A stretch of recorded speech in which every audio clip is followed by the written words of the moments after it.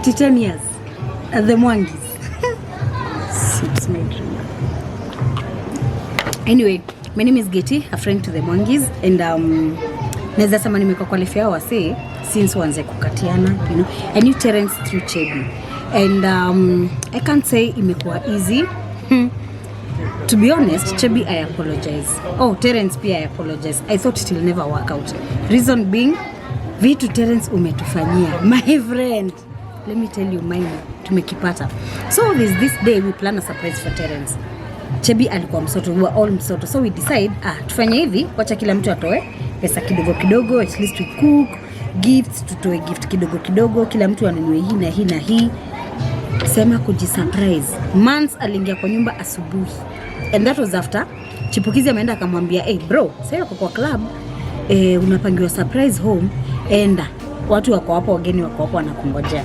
So I remember asking Chebby, "Chebby, are you sure? Are you sure? Are you really sure? Umse yako sawa?" Chebby ananiambia, "Getty, mimi nampenda. So let's just do what? Let me try. Mimi nampenda na ananipenda, so acha tu try." Anyway, so the surprise happened asubuhi. Of course, haikuwa surprise, tulijisurprise, but sini life.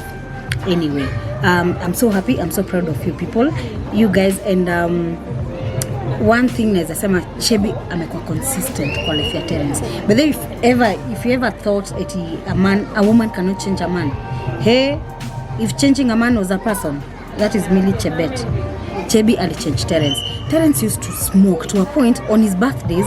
Imagine watu wanamletea gift ya fegi, mimi sijamletea fegi. Wanamletea gift ya fegi, he used to smoke. Tunaenda Bible study na Chebby every Wednesday, like faithfully, and after that tunaenda kutafuta Terence kwa club. Tunaingia each club. Ni aje, umeona Terence, umeona chali yangu hapa? Sasa tunampata wapi? Smoking zone. Huko akismoke. Like imekuwa jani yenye Chebby ameenda nayo. Like every step walk na Terence until he quit smoking. Good job, Baba Mila. Hey. Anyway, so I'm so happy for you guys. To be honest, niliambia Chebby hii kitu mtaachana tu. Unaona ile wimbo ya Diana?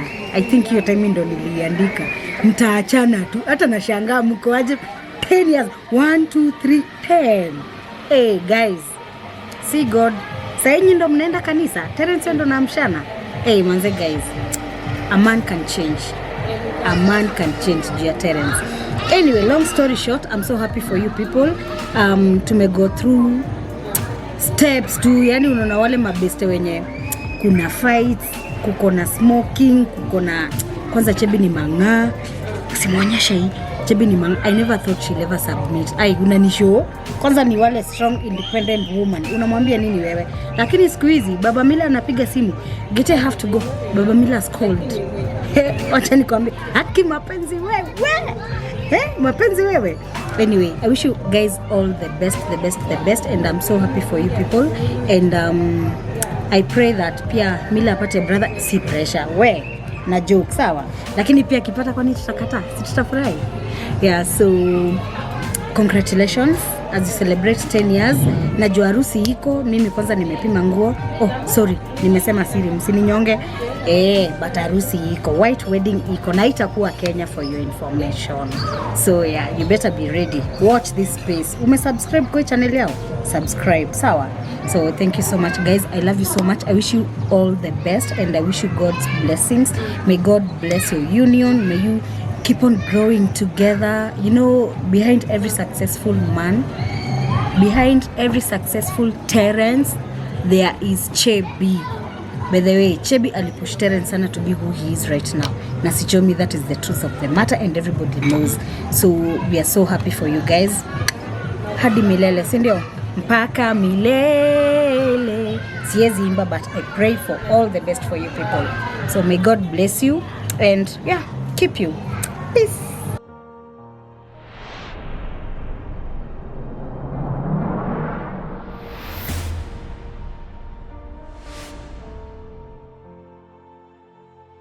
Hello, my name is Judy, and you know, I've known this couple, Terence and Chebet, for the longest time ever. You know, I can't believe it's 10 years right now into their marriage.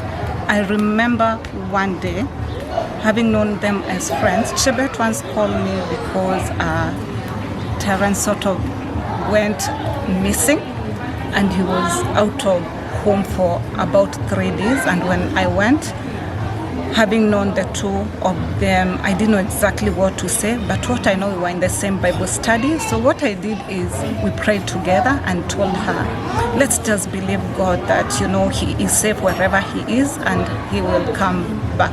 But even in all that, you know, she later told me that, you know, Terence was, you know, clubbing then. But she told me, you know what? There's something, Judy, I know about Terence.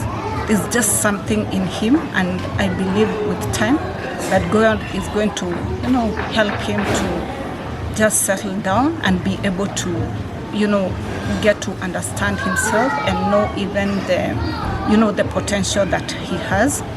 And right now, you know, I'm grateful that Chebet was patient, and the two of them, I know, are great friends. They are doing very well in their, you know, in their marriage, in their career, and I wish them all the best. I know that the sky is the limit, and I know they can only be greater and better. Thank you, because when we as your friends come to your home, we feel we have a family. Thank you, Terence. I mean, you're the best. You're the person who even tells me that you're praying for me. Thank you, Chebet. Thank you for plugging me into so many things. I love you guys.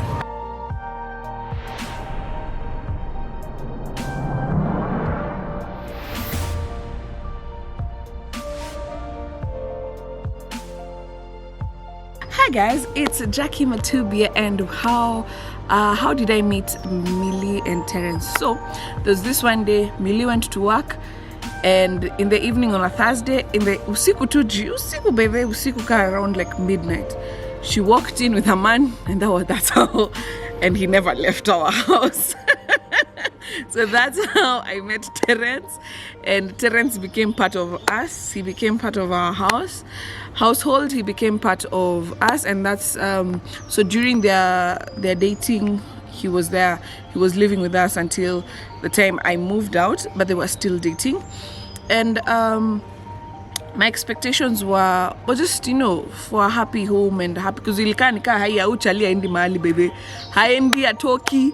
But that mistake now dem, but you know, one thing is siko baya, lakini wacha nikwambie, my sister Millie Chebby aliosha huyu mwanaume because tena nikwambie, Terence alikuja kama besi baba, ile t-shirt na jeans na boxer, kila kitu alikuwa amevaa tu hiyo siku hakukuja na kitu yoyote. But they really built their relationship. But in between we thought ita work, but it actually ili work. And mtoi akakama, tulikuwa nafikiria tunaenda Goito na Rorashio, tutasimamia harusi, but you know, in all God's timing. So mtoi akakama Mila, wakakaa kwa hiyo nyumba ya pango.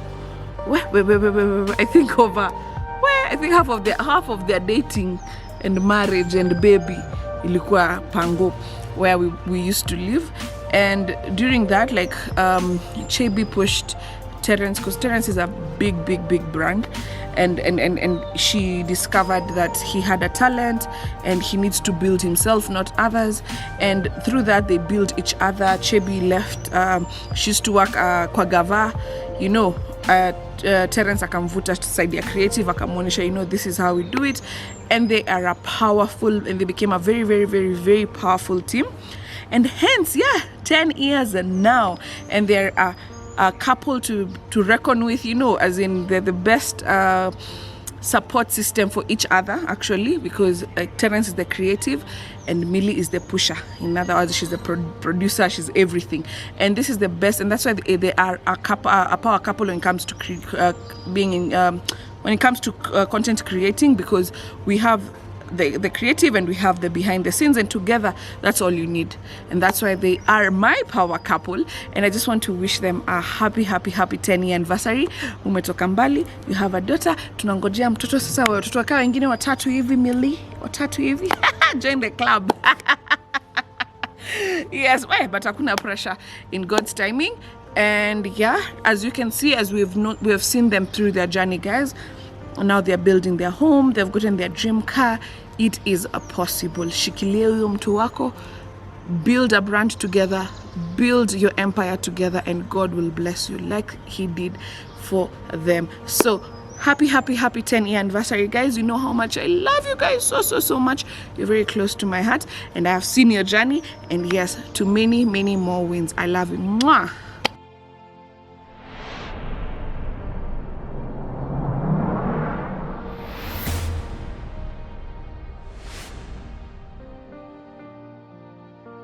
I met Terence in 2013 at Carnival restaurant, where we used to go for Churchill show auditions, and later started performing on the show.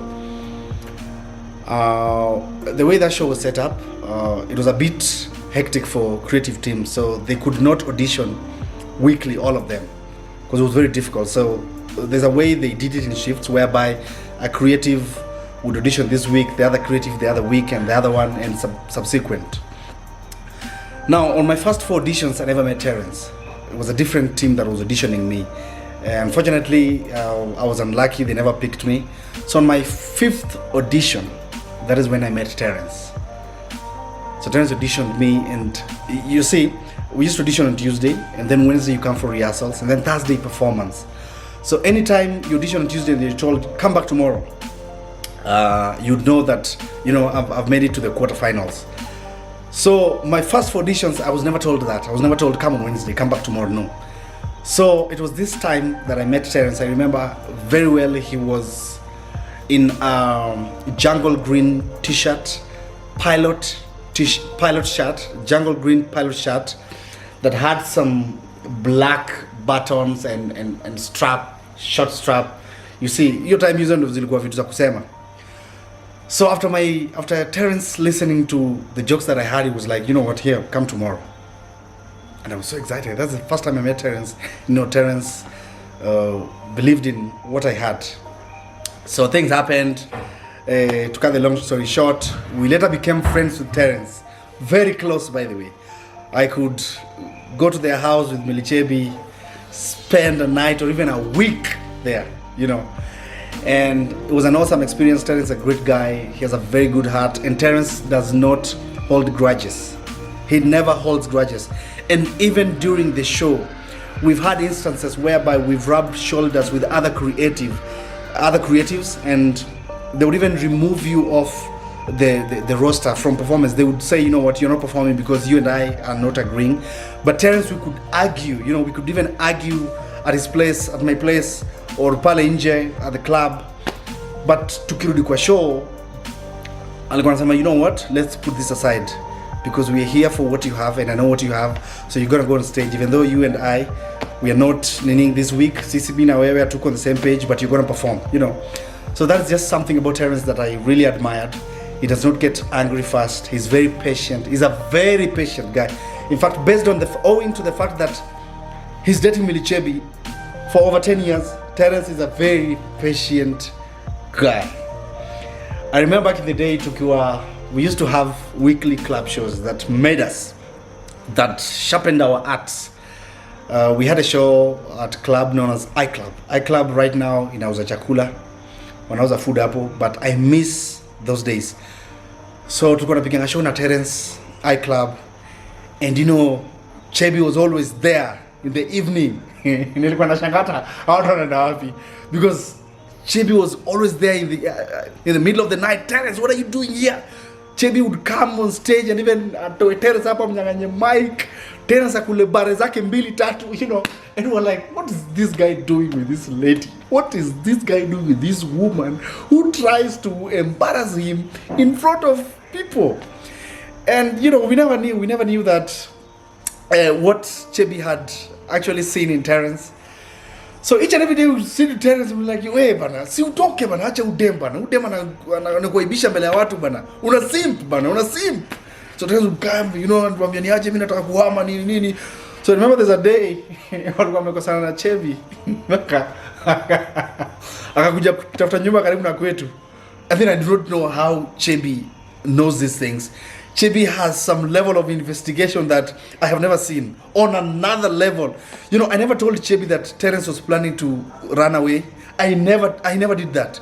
But all of a sudden, my phone rings and it's Chebby. I pick up and she's like, hey, nimesikia Terence anapanga kuhama kuja huku kwenu. I'm like, who told Chebby all these, you know? And it happened. At the end of the day, Terence hakuhama. And only kwanga tu hivyo on and off. Never, actually not on and off, but ilikuwa hiyo ya Terence alikuwa anaekwa laini because the bit of vices that Terence alikuwa nazo, kumbe Chebby alikuwa na shape. And you know, we were I was young back then. In 2013 I was actually 20. I was 20. And sikuwa nazaona, nilikuwa nashanga kwa nini udema anashinda kwa nekia Terence hivi. And then looking at the results and looking at how far they have come and all the achievements they have done, I am so happy for these people. And it also shows how patient Chebby is. In as much as Terence is also a patient guy, all that I'll go through. Of course, I'll go through for the betterment of himself. But Chebby is also one solid woman, go-getter. Unajua ile time Terence hakuwa na job, in fact alikuwa creative, saa zingine dakika kidogo ameharibu pesa yake because it was a bit irresponsible. Chebby alikuwa anamweka laini, so unapata saa zingine pesa yake iko inakuja kwa nyumba, alikuwa anamalizia tu huko nje na means zake, club wapi. So Chebby was actually taking care of almost everything in the house, and Chebby was very patient with this guy because he knew that we have to finish this race. In fact, there's this thing we used to say in Chebby every time. No matter what you do, no matter how things go, you have to finish well. And I believe that Chebby had this mentality of finishing well. No matter how rough it's gonna be, no matter how crooked Terence might be, we have to finish well. We have to finish well. And looking at the achievements they have right now, the names they have created, the brands that they have made, it is true that they actually finished well. I never believed they could come this far, but now I believe. They are a reason that I believe in everything being possible. So I am so proud of Terence and Millie Chebby for how far they've come, for everything that they have done for themselves and for other people. So I'm so proud for the 10 years that they're celebrating. We're on the way. We believe we are also going to make it as you guys did, because it's not easy. It happens with so many people. 2 days wametokana mbio, 4 months nduru kwa nyumba, watu wanataka kukimbiana, but you know, they made it through the ndurus, through the, you know, responsibility za mwanaume dem alikopa nayo. Yani, this woman is just a superwoman, and Terence is just a great guy for listening and for also accepting to see what the wife saw in him. So to all the men out there, sometimes there's just one thing that your woman sees in you that you might not see. So when you also give them a chance to tell you something, when you give them a chance to express themselves, when you give them a chance to manifest and to make that which is inside you come out and flourish, things will go well. So thank you so much, guys, for being each other's, you know, support system. And thank you so much for making us believe that everything is possible. So happy anniversary, happy 10th anniversary, Millie Chebby. Till death do you guys part. So proud of you.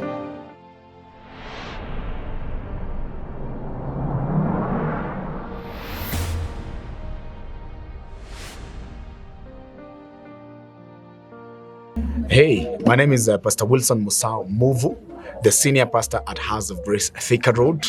And today we're talking about Millie and Terence, you know, just basically how I met them and how their journey has been. I remember back in, it should be around 2006 or 2016 or 2017, I received a call in my office, and somebody told me my name is Millie Chebby, and I was just looking for the pastor who is in charge of couples ministry. And you know, I told, yes, how can I be of assistance? She told me, you know, things have been a bit difficult, and you know, I asked what is the problem, So she told me that she had conceived previously, she miscarried, and then now she has conceived recently, but the husband is not supporting her enough. And especially because the pregnancy is a bit problematic. I told her, why don't you come to the office, we talk. So we set a date and she came to my office and we talked.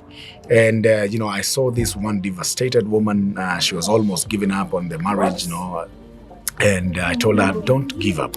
I just want you to hold on. Let's see whether we can be able to get audience with your husband. If we get audience with your husband, if he answers our call and we set a date and he comes for the meeting, then we know that we are on the right track. And fortunately, we talked that day and, we set a date. I was able to call the husband and he agreed to come. We sat down after some time and we talked, and I got to realize that communication was a problem, and also he was just I realized that it had not hit him that he is a married man. So he is married and he still wants to live like somebody who is not married.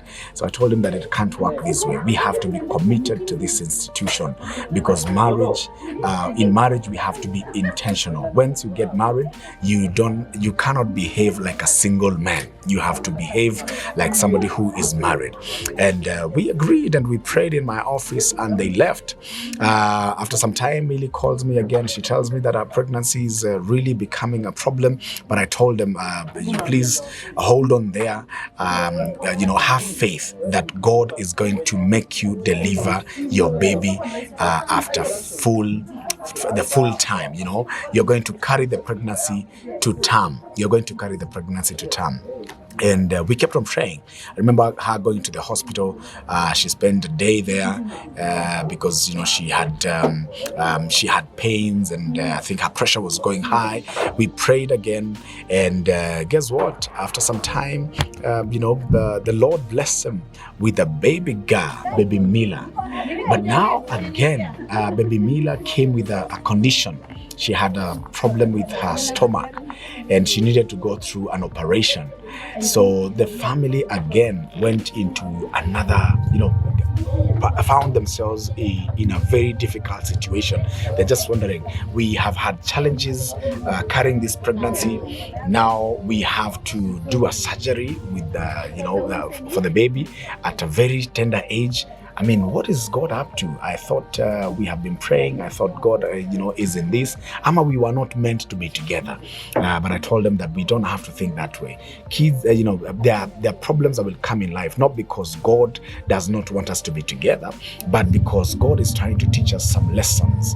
I think it was through that experience that brought them together. So we walked together, and the surgery was done, and the baby is now out here enjoying and doing life, and we bless the Lord. She's a part of our Sunday school, so outspoken and full of life. Wow, what a joy.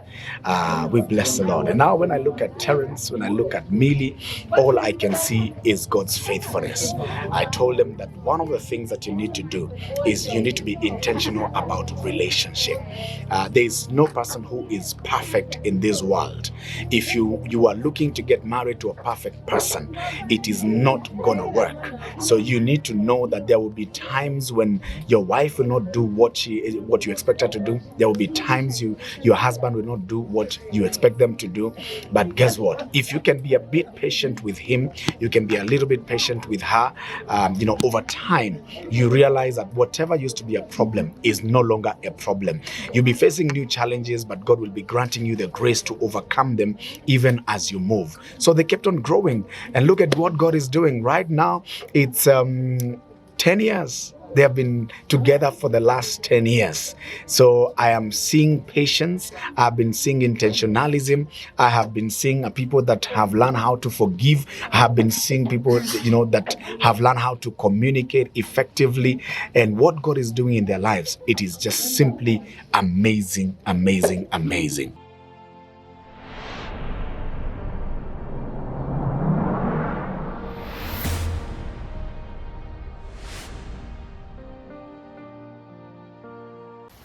Terence amekuwa boys wangu kutoka 2010 hapo December, tukifanya kulikuwa na kashoka naitwa kulikuwa na Laf Army hapo Tuskies, tukaiangusha ikuenda haraka, tukafanya nyingine ilikuwa inaitwa kuna show tulikuwa tunafanya because tulikuwa tunajaribu audition Churchill show zinakataa, ile band ilikuwa inaitwa Churchill live. So I think in 2011 ndio tukapenyanga kuperform. Alikuwa ana perform kama mganga alafu mimi nilikuwa nimetoka tu Kariobangi hapo, so najaribu mstari random za Kariobangi, zingine sijui za wapi zinakataa. So 2011 Churchill live ikaisha, tukakuwa tuko tao tunafanya show za bar. So si ufanya show za bar, tunatoka hapo late night unapata zingine zinawaka zingine haziwaka. Hata nakumbuka kuna time tulisota tao mpaka tukauza flash disk 80 bob. Hiyo time flash disk ilikuwa kusema ukiona flash disk nikao uko na shamba Nairobi. So tukauza 80 bob hapo ilikuwa wapi? Mfangano Street. Tuenda Mfangano Street. Mzee aliangalia utu tuendangi. Lakini wewe tupatie watu tukagawa na 40. So 2011 12 ni time tumekuwa sana na Terence kushinda National Theatre. Tukaanza hadi kampani kuandika mistari because sisi ndio tulikuwa tunaandikia wasanii mistari. Tukaanza kampuni kalikuwa kanaitwa sijui Tickle Bakery, hata tukakaka kwenda mahali kampuni yakana mbele wala nyuma. So 2013 good news inakam Churchill live is back and now it's called Churchill Show and there is the advanced team ya watu watakuwa na sikia watu mistari. So given that Terence hii time tukiwa break amekuwa part of wala, so amekuwa nasikizana mistari, akaangukia kwa part of the panel pale ya watu watakuwa na deal na hiyo shughuli. So tulikuja kwanza some weeks before show inaanziwa, nikikuja nikaona panel kuna Terence, kulikuwa na boy kulikuwa na Alunzi, kulikuwa na Ndenga, kulikuwa na Tash, kulikuwa Tasha alikuwa Churchill live. Kulikuwa na watu kadhaa, kulikuwa sijui na Olwenya, alafu kulikuwa na mademu wawili, kulikuwa na Chebet na kulikuwa na demo anaitwa Grace. So hiyo ndo the first time mimi naona Chebet 2013 February. So Chebet na Terence mimi sijui sasa kunaendaje, but naona hawa watu pia kuna sort of chemistry yani kuna vile ni kama wanaelewana sana kushinda vile tunawaelewa. So show ikaanza, tukaenda episodes kadhaa, mimi waona pamoja. Terence ni boys wangu, lakini siku hizi hata tumuoni kwa kambi zetu, hatumuoni hata pale theater. Ni kama ameanza kupata ka plan, so tunashindwa isi vipi hapa. So kidogo ndio tukaanza kujuana na Chebet juu sasa being best ya Terence hiyo time, sijui kama ni best au ndo unajua hiyo time na mimi ndio tuko close na Terence, mimi akina Matayo tukamjulia hapo. So siko najiuliza udem, lakini udem Terence anapangaje na udem tunamuona naye hapa form ni gani? Na udem ni nani huyu? Tayo Chebet alikuwa na CV pale, unajua alikuwa anafanya kazi kwa serikali pia.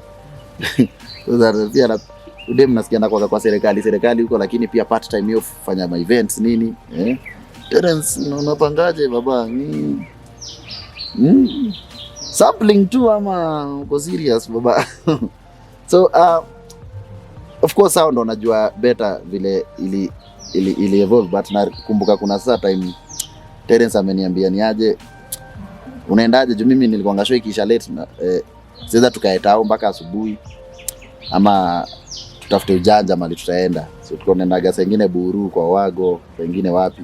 Sasa siku Terence ananiambia show ikisha utanishtua wenda kushow mali Terence niaje. Terence akanipeleka sasa Maskan pale. So tukaenda Terence Maskan pale, Chebet akatupikia maanjam fulani. Chebet bebe kupika guaranteed food ikuaga, yani ikweni matumbo sijui imekuwa vinegar, sijui imekuwa kachumbari yani ordinary kitchen ni situlia, yani hizi ndio tulianza sampling yani sijui kitaka ice cream iko na vanilla na avocado 3 ndani bas. So tumeenda na Terence Pangani hapo tumefika hapo, Chebet ametuandalia mahandari. Nishaanza kuona mimi najua boy wangu sana na nimemjua sana hapa tao. Sijaiona anashughulika na mtu sana hivi yani ile ako comfortable, ni kama hii kitu sasa kuna vile wanapanga. But of course mimi nikiangalia kusema ukweli, yani ndani ya roho nilijua hii hakuna mali naenda. Mimi najua relationships za Nairobi hii ni unajua relationships za Nairobi ni kama software, kuna trial period.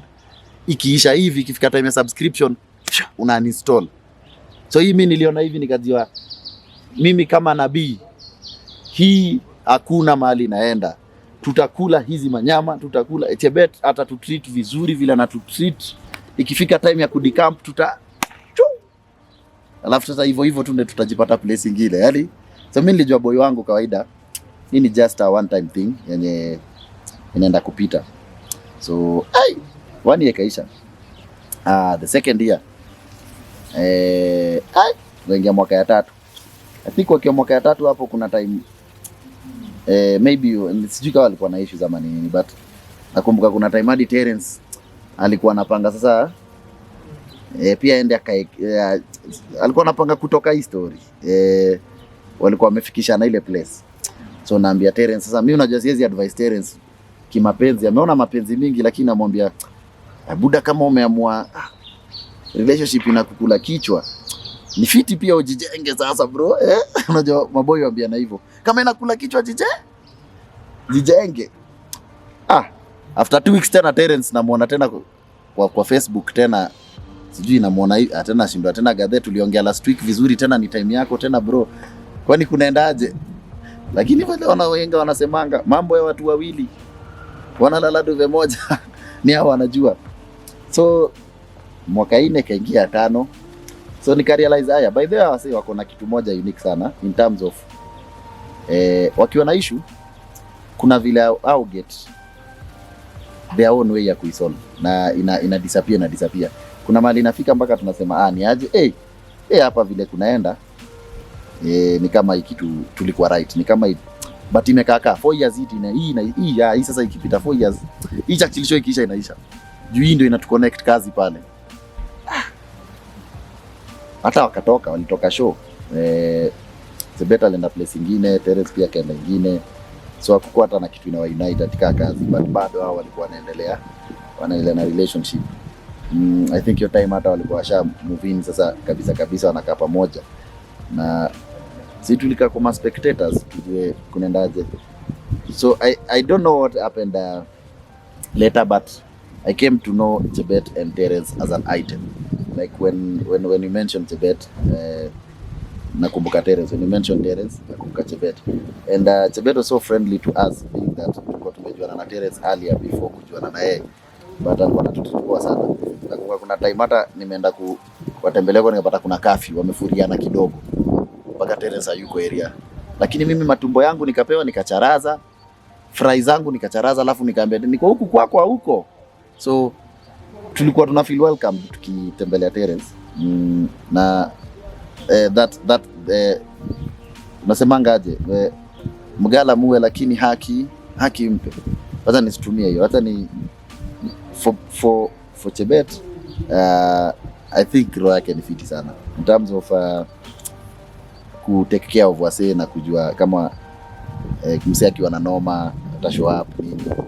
Na pia Terence same na hii kitu imemerge poa sana, wakakuwa na item, wakaweza kupata kitu wanafanya common. This point Chebet anakuja kwa content creators kwa moja, nilicheka sana Chebet. At siku hizi Chebet ni celebrity, anasalimiwa tao. Aje sasa tena. So let's cut the long story short. It is something that just worked. Like the two of them made this perfect collaboration in terms of business, and that is one thing that really stand out. Business and managing finances. Tulikuwa unaweza tell wako na some form of organized structure kwa maisha yao. Baka kuna siku nazia Terence ananiambia wamebai shamba at River wapi. Nazia buda mmejipanga aje na hii. Sasa tu kidogo tunafanya. So ni kitu Mungu aliwapangia hivyo, na tunawish well. Now that it's 10 years, I hope they have learned a lot. They have seen everything in a relationship, and it's if something happens, it's not new to them. It's something that they have encountered, and they know how to cross that bridge. And we are learning. You see, in a relationship, no one is perfect and people learn every day. Like you can wake up today hautaki kuwa na mtu wako, lakini later una realize ilikuwa tu nika mood. Kama kuna time tuko na Terence Tao ako na curfew wamefuriana. Unajua kufuriana inaitwa curfew. Ukiwa umefuriwa, that's curfew. Tukaingia na Terence super, alikuwa tukabuy ma shopping hapo, vitu za mafuta manini tukaingia na shopping hapo kitu saa 6 a way of apologizing. Sasa tumekuja kumefuriwa huku, kuna tumekuja lakini tumekumbuka mambo inafaa ipangwe kidogo. Nakumbuka mimi nilitumia simu. Teresa alikuwa ameblokiwa katika simu yangu, nikamwambia Chebet, maintain, tunakuja na mazuri. So nothing is perfect when it comes to relationship, and me, I wish them well. I'll be here when they're talking about 20 years. I'm so happy to see them with good family. Mila, like story ya Mila hata nyingine tu yani. But if there is a relationship that has proved us wrong in the industry fraternity, it is this one. It has had a lot of challenges, but they have also had a lot of achievements. Sana. And they justify the saying that says, when victory is near, the battle is hardest. I wish you well. It's your 10-year anniversary. This is the beginning of greatness.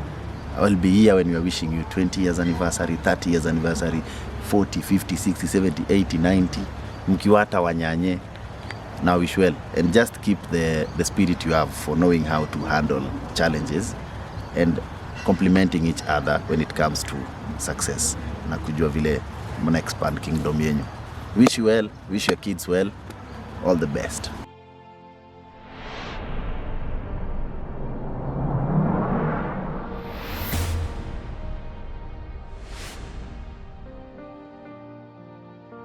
Good morning, good afternoon, good evening, depending on which part you're watching this from across the globe. My name is MC Larry. One, a family friend of Terence. Number two, the official MC of the Masharias. By the Masharias, I mean Terence and Billy Chebby. Whenever they have any event, this is the guy to go to at the end of the day. But apart from that, I'm a corporate MC in all sectors. Name it, all through, okay? I'm sorry, I'm eating on the set, but the gentleman actually came in when we were having breakfast, so I'm a loyal guy, so us with our food. Don't stop at it. But here's the drill. I met Terence about 15 years ago, okay? Back then, we were nothing. By nothing, I mean we were completely nothing. You know what? By that time, I had a contact center job. I was a contact center agent, and I was making what was that? It was almost like $200 to $300 at that time. And that was rent, that was everything, that was fair, and all that, blah blah blah. So the truth about it is that I had a passion in emceeing and all that from a childhood age and all that. So I decided, whatever I'm going to practice this, I'm going to practice it. I don't care whatever the venue and all that, blah blah blah. So back then in the industry, there was this aspect that if you're able to make the drunkards laugh, it means you're able to make anybody interested in whatever you're doing and all that. So we had a gentleman called Fred Omondi, and I'm pretty sure if you don't know him, he's actually the brother to Eric Omondi. He created a platform for me and actually Terence at that time. There was this joint in Banda Street. I'm not sure if I'm able to name it at this specific point. But I'm not going to do so at this specific point. It was right opposite Nation Center. For the Nairobi Revelers, of course, you know which joint I'm talking about. So that was a platform for us to practice. And maybe you may or you may not know, but that's where most of the people at Churchill actually practiced their craft right there before they proceeded to getting the stage and the platform that they have at this specific point in this country and across the globe. Just to mention a few names, Chibukizi went through that stage. Oga Obina, who's currently with Kiss, went through that stage. Butita, who's now with Netflix, went through that stage. Fred Omondi, who was with KTN then at that specific point, and made it through that stage. Eric Omondi has gone through that specific stage, amongst many other artists that are currently the big brands in the country today in terms of comedy.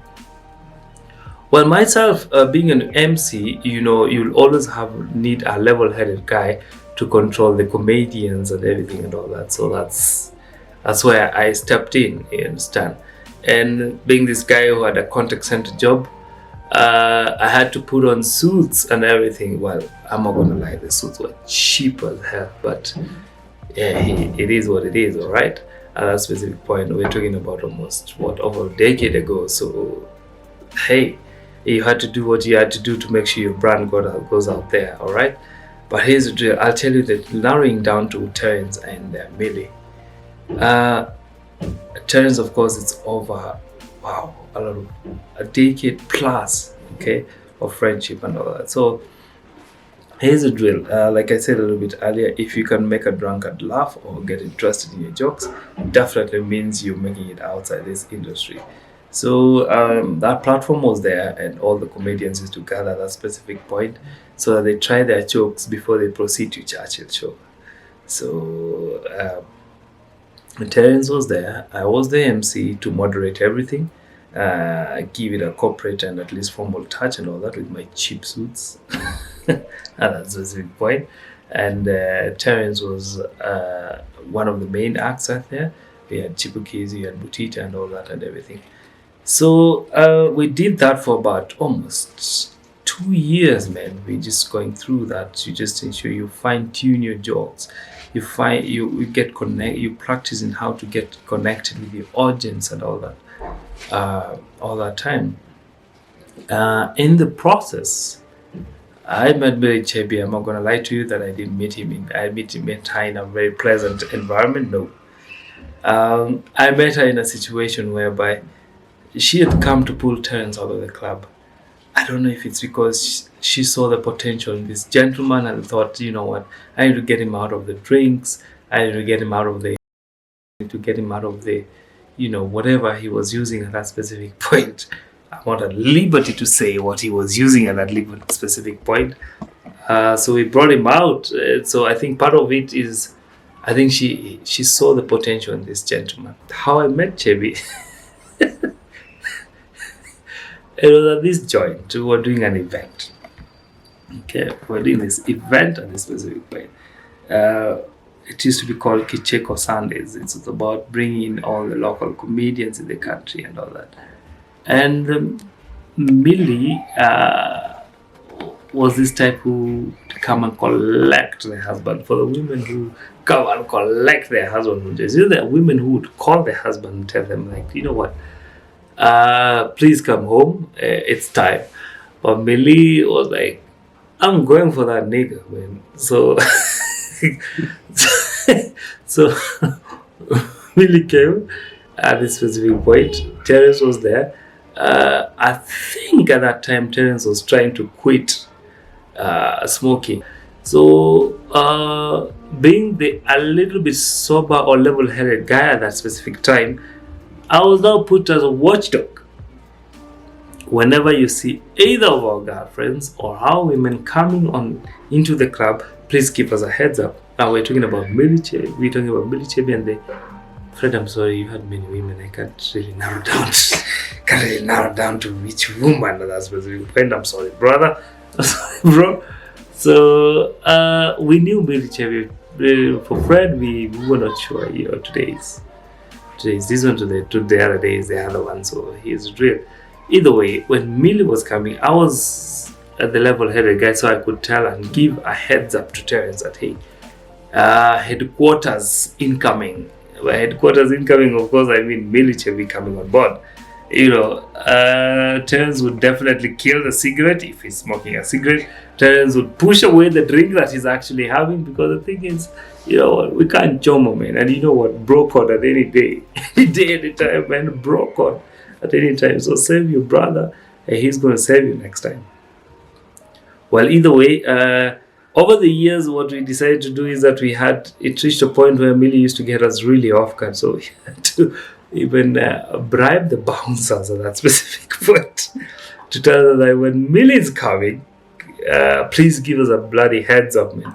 Hold her there until when we have everything clear, that's when you can let her in. So we used to tip the bouncers and everything and all that in all different clubs and all that. To tell you the truth, I didn't think they were going to make it.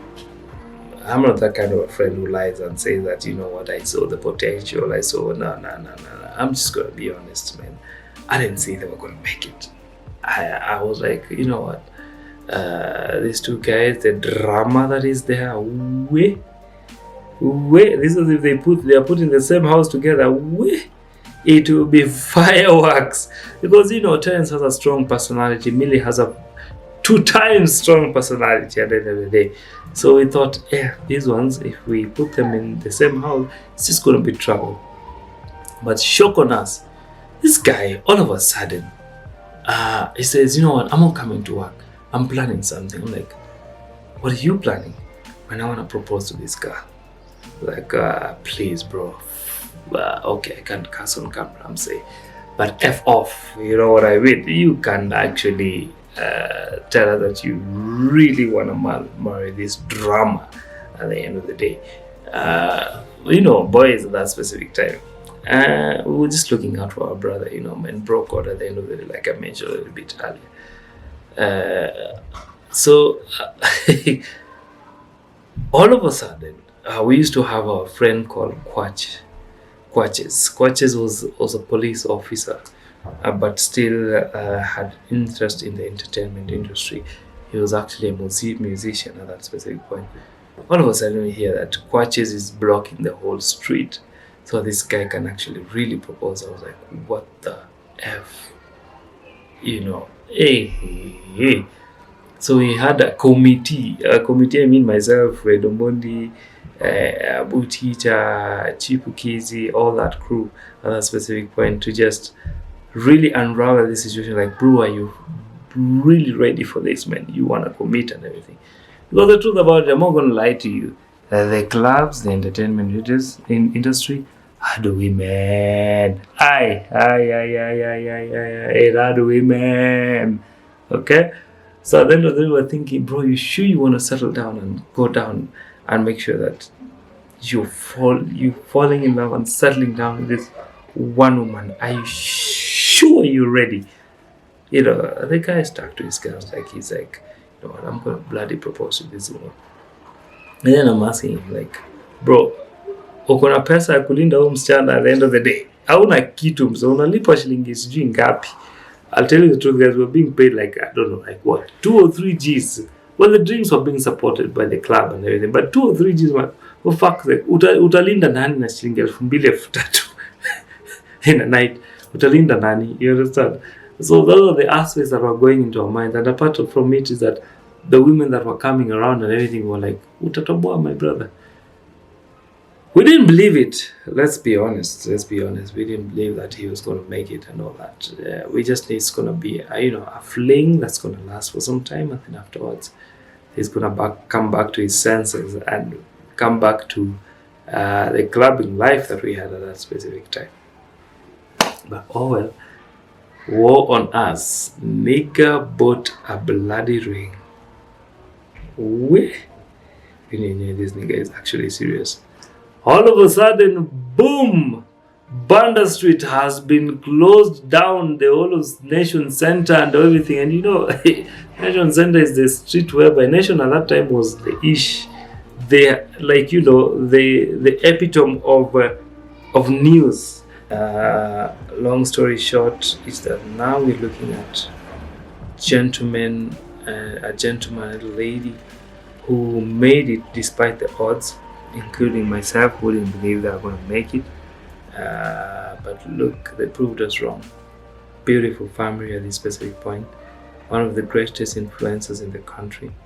And yeah, they're building a very beautiful mansion and townhouse along the other side of Community Road, which is a blessing to see, because we all know the journey of Terence, man, from a street boy to who he is at this specific point.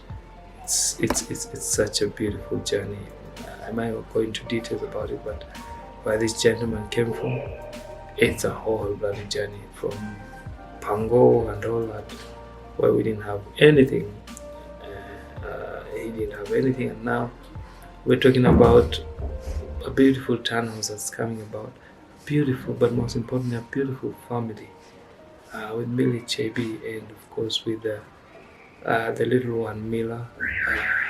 We don't take it for granted. We respect the journey. We respect the time they had, and we'll forever be family friends, because the journey mahali wametoka is far. We're talking about over a decade now, which is a blessing. Not so many wewe no uko nje mali uko hivyo relationship how long. Now we're talking 10 years, man. 10 years, man, and with a beautiful daughter right there. All I want to say is congratulations on your 10th anniversary. It's not easy. Myself being married, so I understand it's not easy at any one point. So 10 years and still counting, and especially when you're two big brands, it's not as easy. When my wife is in the medical industry, so she's laid off and everything. But on our end, we just want to say congratulations to you on behalf of me, Becky, Ella, Shama, our whole family. I want to say congratulations on your 10 years anniversary. God's blessings, God's guidance, and we're gonna celebrate more and more years. Okay? Bwana awe nani, we bless you, we thank you. Right? Karibuni sana hapa nyumbani ni kweli. My home is your home, mikasa sukasa. So any day, anytime, you can always pass by, and we know we can always crash in at any one point at your place. God bless you, Millie, Chebby. God bless you, Terence. Happy 10th anniversary.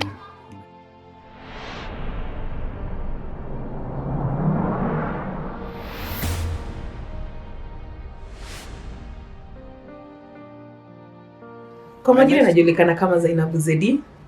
Mimi ni beshte ya kina Terence na Chebet. Tulijuana na Terence nikiwa Churchill Show. Alikuwa kwa meza, alikuwa kwa panel ya creatives. Nilimjua pale kwa mkali. Hizo mistari zako ndio ujenge. Then after kukaa kama miezi 2 hivi, Chebet akatujoin kwa hiyo panel. Siku ya kwanza yenye video na Chebet hivi tukaclick, tukakuwa mabeshte. Kila kitu yenye hadi wa leo ukiuliza Chebet sasa muulize Chebby unapenda kitu fulani, hata umuulize kitu yenye ataka hapo unapenda gani, yenye atachagua mimi nikuje bila yeye kama hayuko pia ni same yani watu tukaanza kuklik kwa sababu vitu mingi tunapelekana. Mambo ya kupika sisi wote kila kitu yenye atapenda mimi nitapenda. Tukakuwa marafiki. After 1.5 years tukakuwa neighbor. Tumeishi tukiwa majirani miaka 5. So mimi nimekuwa kwa journey yao hiyo marriage, na to be honest as a friend sikujua watafika hapo. Yeah. Walikuwa wanapelekana mbio, mimi ndio nilikuwa chief mediator. Wakikosana sana wote kwa nyumba, nilikuwa naishi 8th floor. Na kukuwa na stairs, so you can imagine na kina Terence na wait. Niko nafanyia tizi sasa wanachoka kuleta kesi kwangu. Juu mimi sitaki kuamua hizo kesi, inabidi niambie aki inapika kujeni juu. Wanakataa, inabidi wamesikizana. So mara mob mimi ndio nilikuwa na solve issues zao. Okay, watu wameishi na Chebet wanajua na Chebet ni kichwa. Chebet ni kichwa. Nilikuwa nakula Terence kichwa, na pia Terence anamkula kichwa. Mimi nilikuwa nasumbuliwa by the way ya ukweli. Zedi huko, hebu kama beshte yako. Sasa Chebet ananiekelea Terence ni beshte yangu. Namwambia bwana yako. Imagine ajarudi. Sisi hao tunachukua kabo mpaka Tao, Tribeca tuenda kutafuta Terence. Terence anatuona anajaribu kuhepa na ambiwa home. Nakuja home. Chebet akiwa na feelings zake Terence. Zedi huko naambia kwa nyumba, hebu kuja beshte yako, ongea na beshte yako. Hajaniongelea siku 3. Nimekuwa na hawa say by the way, na nafurahia sana kuona marriage yao iliwaka na wakaamua kuoana na wakapata Mila. Lakini sasa palikuwa mitihani ni pale Chebet alipata ball. Unajua ile ball ya Chebet venye ilikuwa yani Chebet alikuwa anatoshana like sasa hivi venye yuko like thrice. Na zile nyumba tulikuwa tunaishi washrooms zilikuwa haikuwa na space. So Chebet kila kitu akitumia anapuke, kila kitu akitumia anapuke. Terence una nguvu. Manzi Terence alikuwa dema akikunywa hata maji hivi. Chebet anakimbia washroom. Sasa Terence lazima aende kwa jikoni alete maji ape Chebet. Hawatoshie iko ile. So mimi nilikuwa nikaa pia mimi niko kwa hiyo marriage. Sasa mimi ndio kakonda. Sasa hiyo siku pia nimekula waru hivi. So mimi nilikuwa napeleka naeka maji. Chebet by the way mnafaa kunilipa. Anachukua ndimu na karaka kwa maji napelekea Chebet washroom. Manzi anapipa. Shika Chebet, shika Terence kwa mlango. Mungu ni mkubwa timu. Mmevumiliana hadi wa leo naona mko poa. Happy 10th anniversary na Mwenyezi Mungu akubali ndoa yenu.